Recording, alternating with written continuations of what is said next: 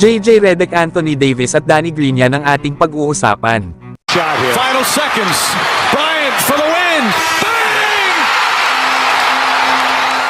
JJ Redick ipinaliwanag kung bakit hindi ibinoto si Anthony Davis bilang All-Defensive Player ngayong taon.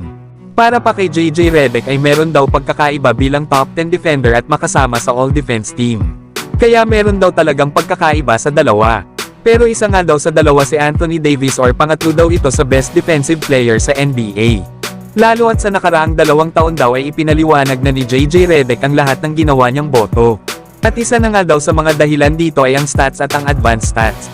Kabilang na din ang team performance sa depensa.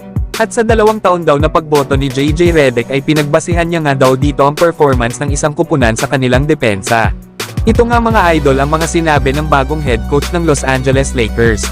Na bagamat nagbibigay naman ng respeto itong si JJ Redick kay Anthony Davis sa kanyang performance last season lalo at isa ito sa mga best defender sa NBA sa ngayon, ay hindi ito sapat para iboto ito ni JJ Redick sa kanyang pagiging all-defense first team. Lalo at last season ay nag-average pa naman si Anthony Davis ng 2 blocks 1 steal at 12 rebounds per game. Kaya naman ay dapat talaga itong makasama sa all-defensive first team. Pero itong si JJ Redick ay nakukulang din sa ipinapakitang team defense ng Lakers kabilang si Davis. Kaya asahan natin mga idol na lalong gaganahan si Anthony Davis na patunayan next season. Nakarapat dapat siyang makasama ulit sa all-defense first team at tanghaling Defensive Player of the Year. Samantalang dati namang player ng Los Angeles Lakers na si Danny Green, ay gusto naman na bumalik sa NBA para maglaro. Na ayon pa kay Danny Green ay hindi pa nga daw siya retired kaya kung may pagkakataon ay gusto daw nito na makabalik. Lalo at patuloy pa nga rin daw ang free agency at open naman daw ang linya ng kanyang telepono in case na may kukuha sa kanya. Yan nga mga idol ang mga sinabi ng 37 years old na si Danny Green. Alam naman natin na naglaro ito ng isang season sa Los Angeles Lakers at nanalo ng isang NBA championship noong 2020 sa NBA bubble.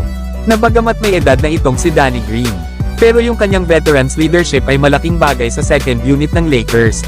Lalo at kilala itong si Danny Green na isa sa mga pinakamahusay na 3-and-D player sa NBA history.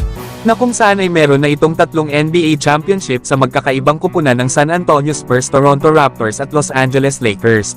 Kaya solid talaga itong mapag-sign ng Lakers lalo at dati na itong mga nakasama nila LeBron James at Anthony Davis.